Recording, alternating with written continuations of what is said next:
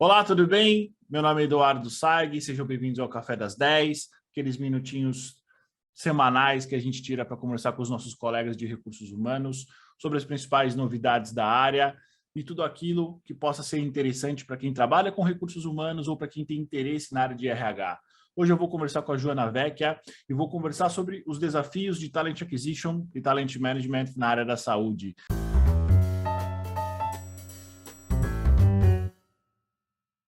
Joana, tudo bem? Como é que você está? Bom dia, Eduardo. Tudo jóia? E você? Prazerzão estar aqui com você e obrigada aí pela oportunidade, pelo convite também de fazer parte aí do Café das 10. Joana, para quem não te conhece, conta um pouquinho de você. Quem é a Joana Vecchia no mercado de RH?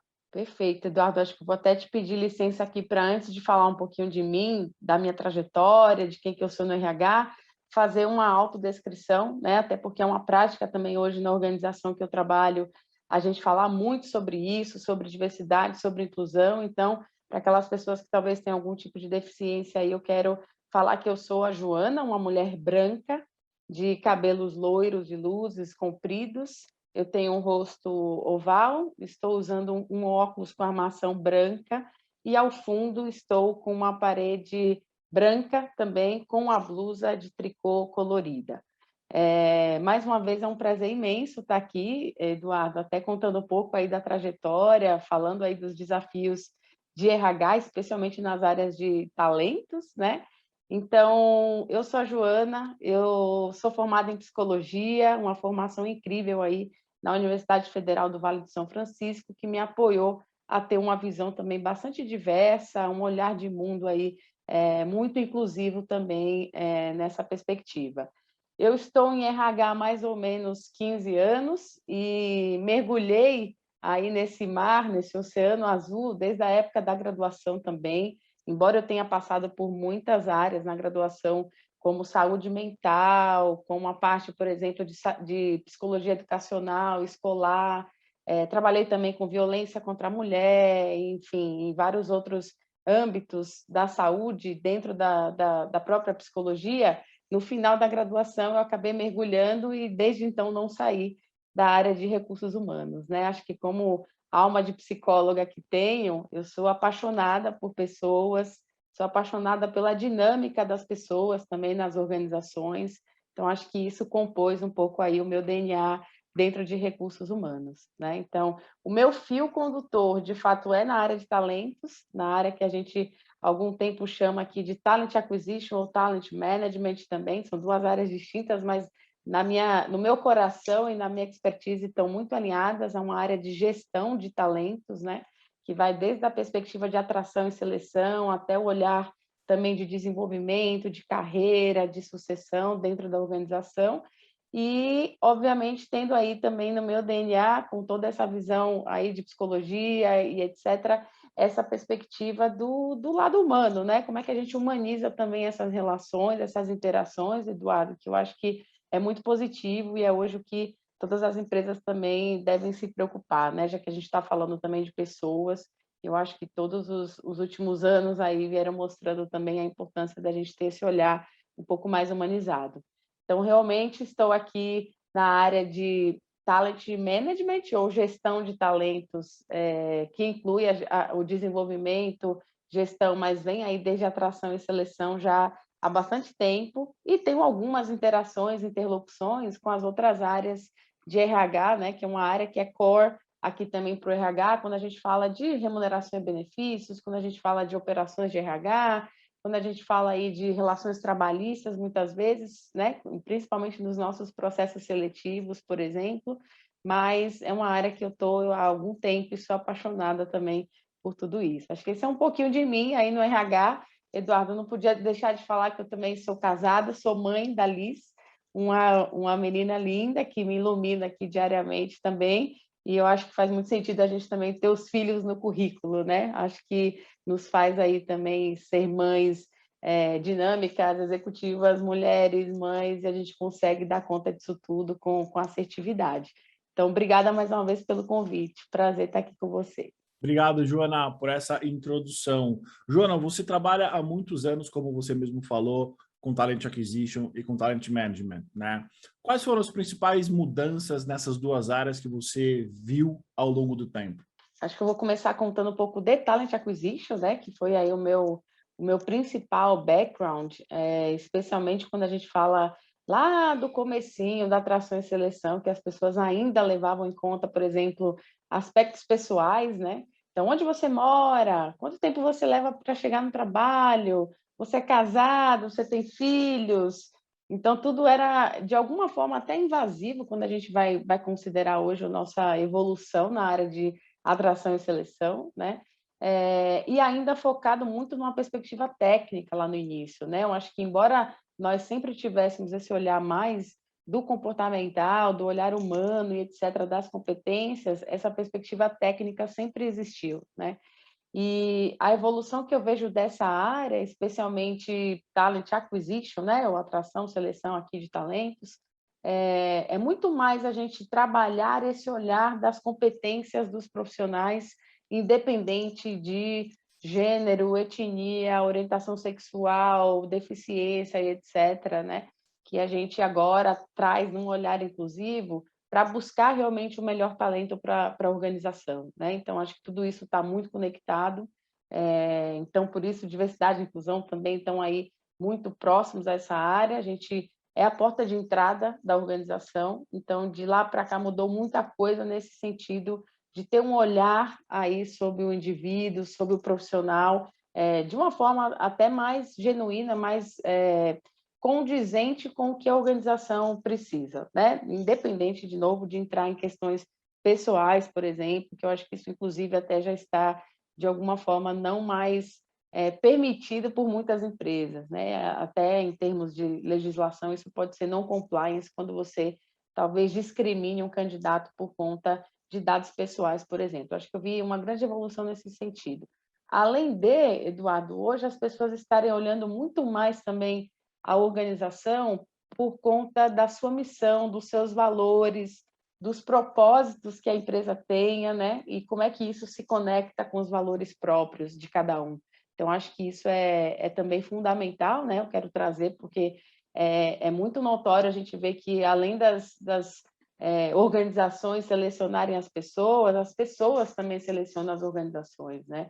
E aí elas precisam, de fato, estar conectadas para conseguir entregar um bom resultado e fazer um bom trabalho ali onde estão. Com relação a Talent Management, que eu estou um pouco menos tempo do que de Talent Acquisition, mas também já sempre apaixonada, sempre me debruçando muito em muitas leituras, muitas teorias, muitas metodologias que a gente vê de mercado. É uma área apaixonante também, é uma área que vai aí de treinamento e desenvolvimento até toda a estratégia também de sucessão de uma empresa, como é que a gente desenvolve realmente líderes, por exemplo, né, que na minha visão também são aí peças fundamentais em qualquer transformação, em qualquer organização. E é uma área que também enaltece aí as competências humanas dentro da organização, né? O quanto estratégico, o quanto chave é ter uma área onde você desenvolva líderes que passem a desenvolver pessoas e que pessoas também entreguem resultados e que possam trazer também uma perspectiva aí para clientes, para fornecedores, para parceiros, de uma forma muito alinhada e conectada à cultura de uma empresa, né? Então, eu acredito muito nisso. E nessas duas áreas, como eu te trouxe já aí rapidamente, eu não consigo desvencilhar inclusão, diversidade e até a parte de cultura organizacional também nisso tudo, né? Eu acho que está muito alinhado, está muito envolvido e a gente tem essa estratégia e até a execução também de trabalhar nesses temas como pontos transversais para nossas interações, tanto em Talent Acquisition como em Talent Management. Então, falando um pouquinho das duas áreas, acho que venho visto bastante evolução, né?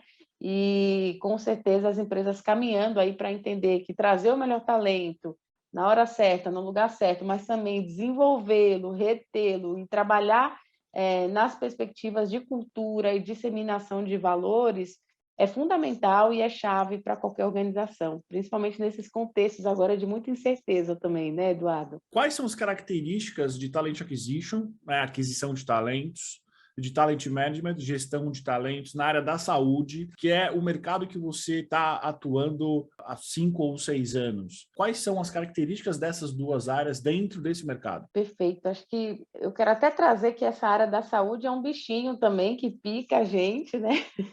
Como eu falei aí da minha graduação, acho que desde a época da graduação eu tinha muito contato com a área de saúde, saúde mental, saúde da mulher, enfim, saúde coletiva.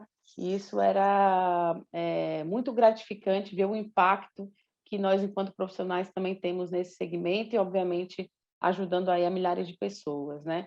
Então, posso dizer que aqui também na área da saúde, onde a gente tem uma empresa que tem a missão de fazer com que as pessoas tenham vidas mais saudáveis e fazer com que o sistema funcione melhor para todos, é uma grande missão e uma missão também para a área de talento. Até porque a gente, responsável, como eu trouxe, por ser a porta de entrada da organização, então, em todas as áreas da empresa, sejam áreas corporativas, né, como o próprio RH, como áreas de finanças, jurídico, marketing, TI, por exemplo, mas principalmente com o nosso core, que é a área assistencial, Eduardo, que a gente tem aí as nossas enfermeiras, nossos enfermeiros, técnicos de enfermagem, auxiliares, assistentes, temos equipe multidisciplinar, quando a gente fala aqui de fisioterapeutas, psicólogos, nutricionistas, então, de fato, é uma gama gigante de posições, oportunidades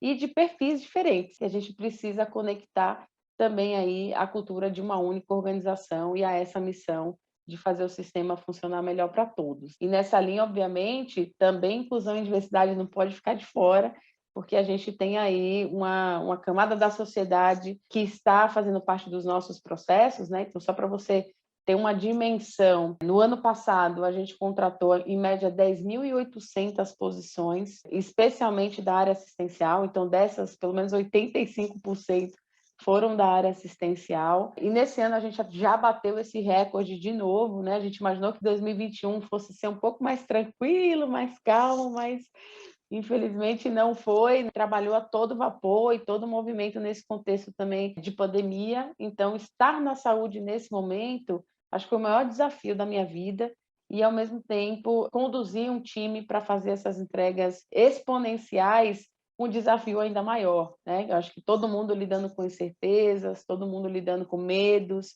daquele novo, né? Daquela doença que ninguém sabia a princípio também como lidar, e a gente precisando trabalhar desde o processo seletivo, com todas essas posições que eu te trouxe, né, envolvendo posições CLT, temporários, tempo determinado, aprendizes, estagiários, então, de todos os níveis, até, na perspectiva já de gestão de talento ou de talent management, o olhar para a liderança, um olhar para essa gestão nova, que foi uma gestão remota em muitas áreas corporativas, por exemplo, né, que por muito nem se concebia que seria possível trabalhar de forma tão flexível e virtual. Então, tem sido um grande, enorme desafio, mas um enorme presente também aí, né, para a gente trabalhar com todo esse propósito. Então, hoje a gente tem aqui a plena consciência de que fez e faz a diferença na vida de mais de 11 mil pessoas, em termos de oportunidades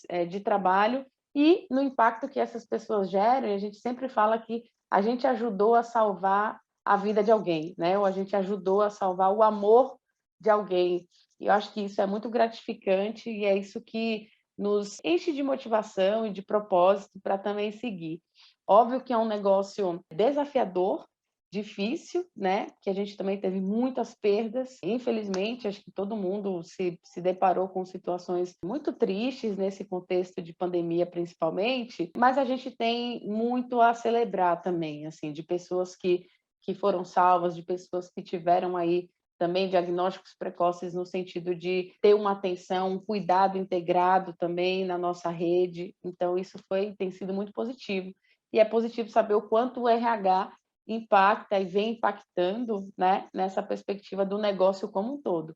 Um negócio que foi a todo tempo colocado à prova, né, Eduardo? Assim, com relação a abruptamente chegou a pandemia, o que a gente vai fazer com as áreas corporativas, como é que a gente aloca 7.000 pessoas para suas casas, com a internet que funcione, com a estrutura adequada, e, ao mesmo tempo, como é que a gente aloca mais de 20 mil pessoas na área assistencial, com todas as incertezas, mas precisando fazer treinamento técnico, treinamento de paramentação, desparamentação, como é que a gente se conecta com as áreas de treinamento técnico assistencial para também dar um suporte comportamental, além de trabalhar todos os outros processos, né? O onboarding dessas pessoas, como que a gente desenvolve, fazer os treinamentos de desenvolvimento da liderança com manuais, pílulas que fossem mais conectadas à realidade, né? A gente criou aqui um movimento que foi liderando em momentos como esse, e depois foi traduzido aqui em 3 idiomas, né? Acho que também é o desafio de uma empresa multinacional, mas com muita coisa que a gente fez e que, com certeza, essas 2 áreas, né, tanto a Acquisition quanto o Talent Management, fizeram a diferença com o timaço aqui,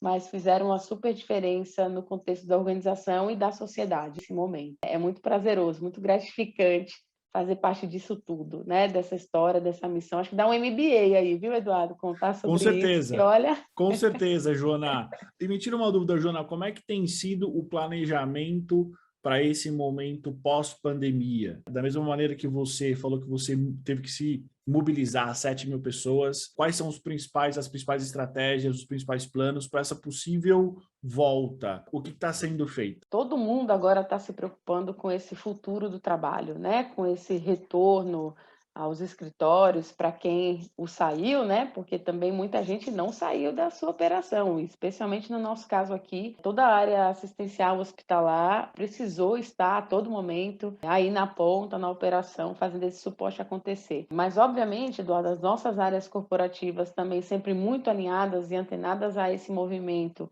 do contexto da pandemia, das áreas assistenciais, né, e de ambulatórios e clínicas, etc., mas como área de suporte que também não parou, tem pensado demais nesse retorno e trabalhando de uma forma muito estruturada, organizada, faseada, né, de uma forma que a gente consiga se preocupar ainda com a saúde de todos os nossos colaboradores. Então, a gente fez uma campanha muito massiva em prol da vacinação, para que todos os nossos colaboradores e colaboradoras também tivessem a vacinação, a imunização completa, primeiramente.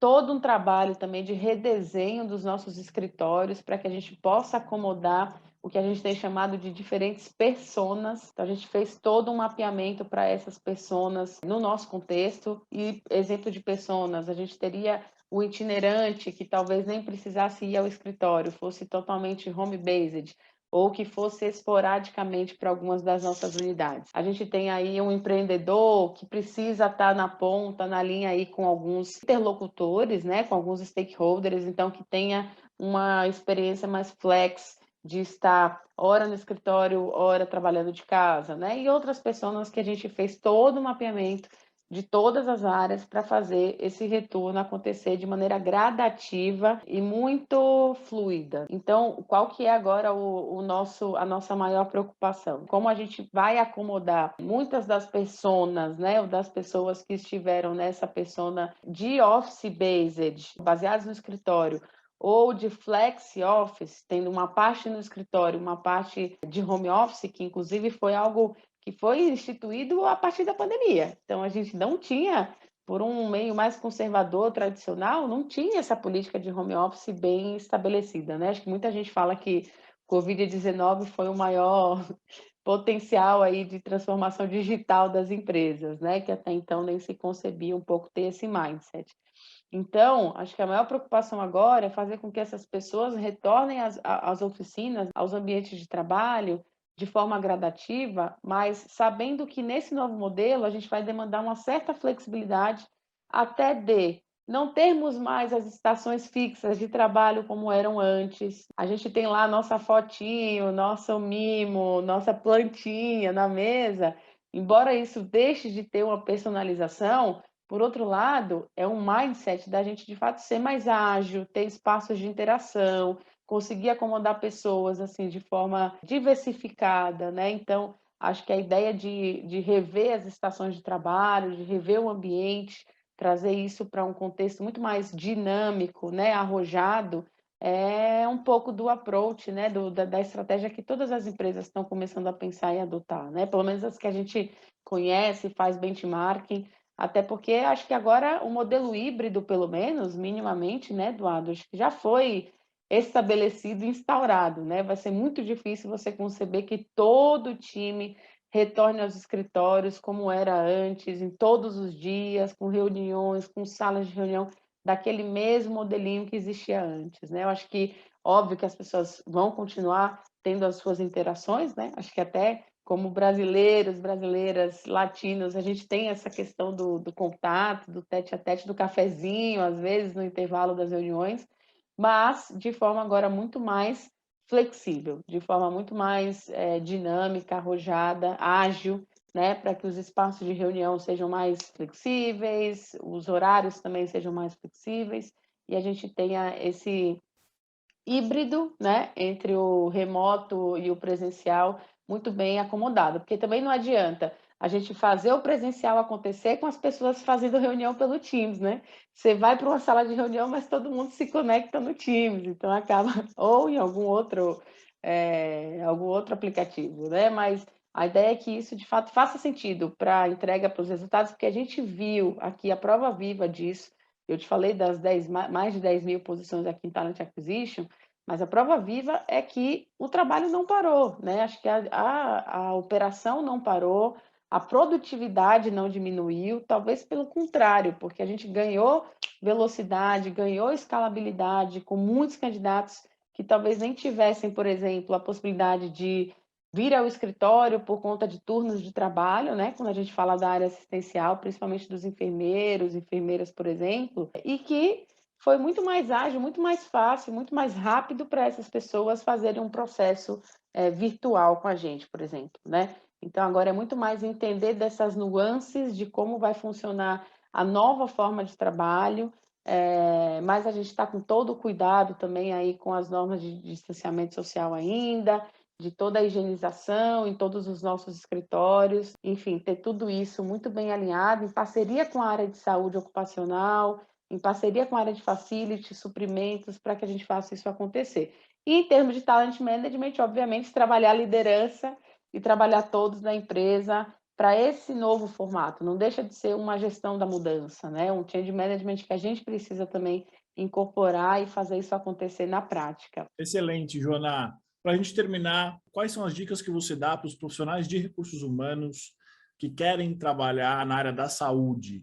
O que eles precisam ter em termos de conhecimento, de habilidades, de competências? E se existe algum tipo de curso que é necessário fazer? Como é que uma pessoa que está interessada em trabalhar nessa área, na área de recursos humanos, ela consegue ser capacitada para isso? Eduardo, eu te diria que a área da saúde é assim apaixonante e embora eu esteja há 5 anos aí nesse mundo, né? A sensação que dá é que a gente não sabe quase de nada, sabe? Assim, precisa aprender tudo muito todo dia. Então, eu acho que um mindset de crescimento é algo que todo mundo deveria ter, né? Assim, não só para a área da saúde, mas para o RH como um todo, onde a pessoa busque de fato aprender, se atualizar, saber o que de fato tem vindo de tendência, como a gente trabalha esse fenômeno humano dentro das organizações. E o negócio saúde em si, não é só o plano de saúde, né? A gente está aqui num business, né? Hoje eu faço parte dessa organização que vai de ponta a ponta na saúde, né? Desde operadora de benefícios médicos e dentais até a assistência hospitalar e clínicas, ambulatórios, tendo toda essa coordenação do cuidado aqui integrado, né? Então, tem muita coisa para aprender, tem muita coisa para entender do que é operadora de saúde, do que benefícios de saúde, do que é toda essa perspectiva de hospital, de como os hospitais funcionam, o que a gente tem aqui, inclusive de articulação com as outras operadoras, quando a gente fala dos hospitais extragrupo, né? Então, tem muita coisa para aprender. Então, eu diria que essa habilidade do mindset de crescimento, né, uma mentalidade aí de crescimento para aprendizado, é fundamental aqui na nossa organização, no nosso segmento, e acho que para qualquer profissional de recursos humanos, né?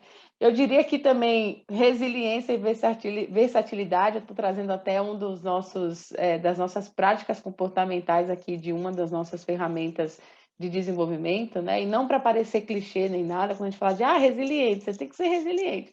Não é nesse sentido, é no sentido de saber que a gente também lida com muita ambiguidade, né? vide essa questão da pandemia, que ninguém estava esperando, mas que nem sempre a gente tem as respostas prontas, mas a gente precisa atuar, precisa tomar decisões também assertivas. Então, eu entendo que precisa saber que vai lidar com o incerto, sabe? Eu acho que tem essas mudanças constantes, né? Acho que muitos segmentos estão nesse momento, né, de lidar com essa ambiguidade, de ter esse conforto de transitar por organizações complexas e matriciais, muitas vezes, mas, ao mesmo tempo, ter essa conexão com o propósito, né?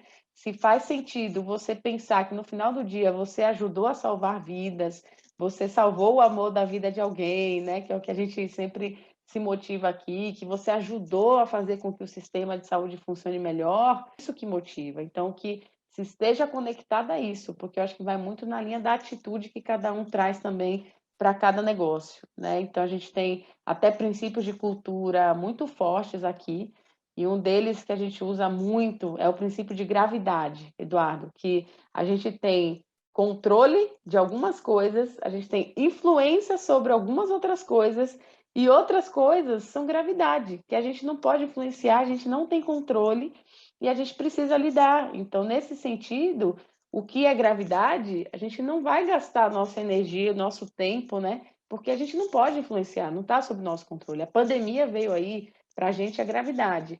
As questões macroeconômicas hoje do nosso país, gravidade. Mas o que a gente tem em controle? A nossa atitude, né? E como é que a gente influencia o ambiente, principalmente em termos de recursos humanos, com os nossos conhecimentos, com as nossas metodologias, com a nossa abordagem, os nossos relacionamentos.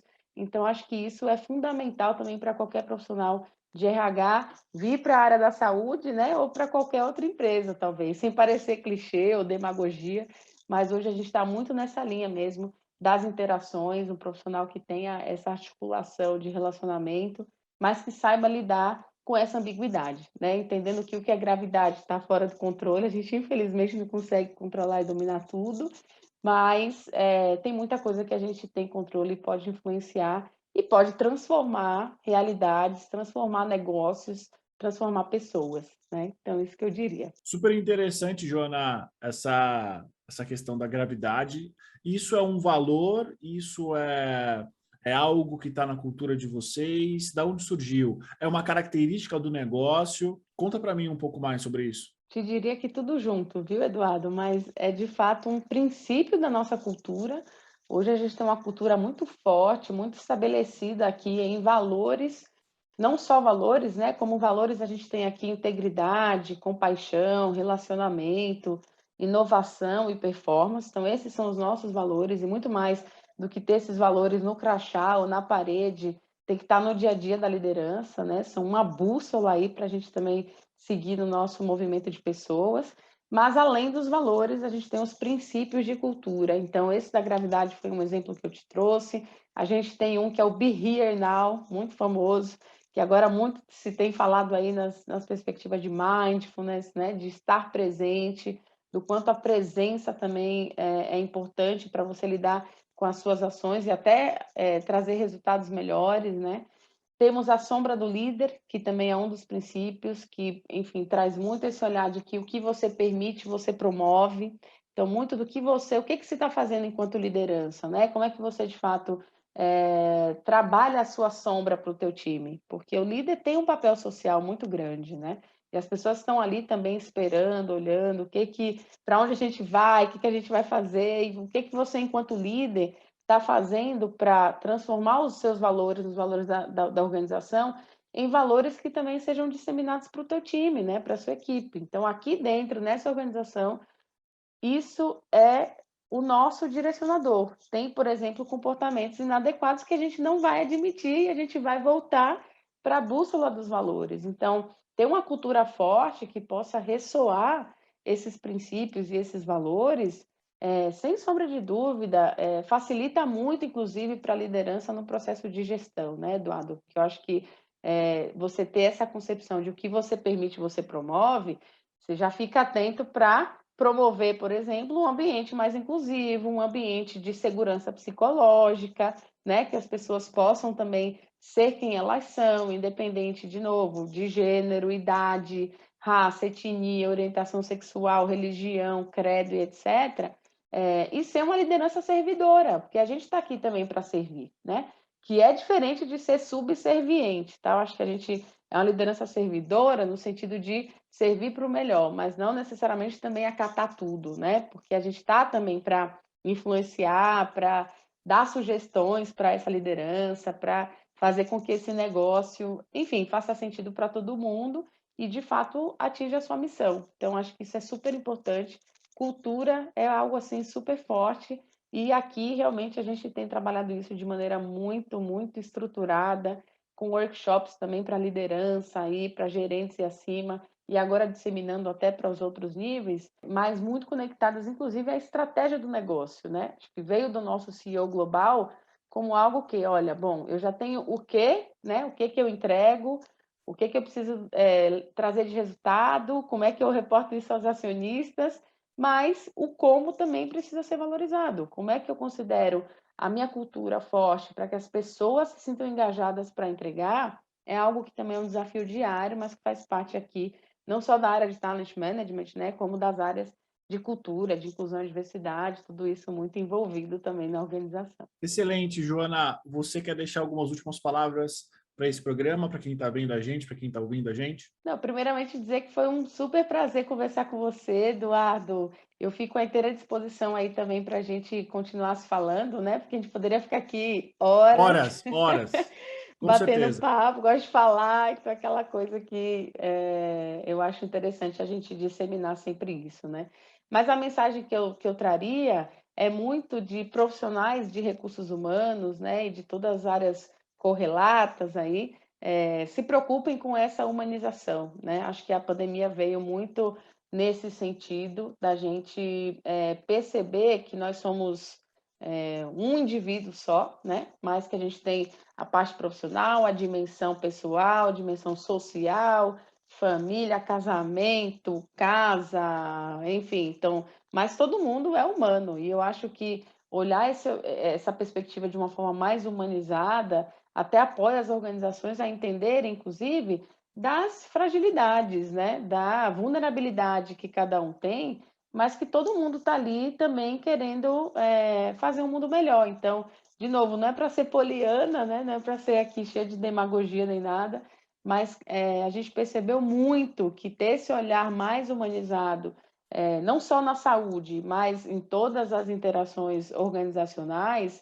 é o que tem feito as empresas irem adiante, né? Porque, de fato, empresas são feitas de pessoas e os CPFs dentro do CNPJ estão aí, de fato, muito relacionados e precisando fazer isso acontecer e são quem trazem resultados aí para os CNPJs, né? Então, te agradeço muito, né? E desejo aí para todo mundo que está na área de RH ou que quer entrar, que possa ter esse olhar também mais humano e com certeza esse humano vai gerar excelentes resultados também aí para todo mundo. Excelente, Joana. Mais uma vez, obrigada pelo seu tempo. Com certeza a gente vai se falar mais vezes. Para você que está nos vendo, que está nos ouvindo, obrigado pela audiência. Esse foi mais um Cafezinho das 10. Até o próximo. Obrigada.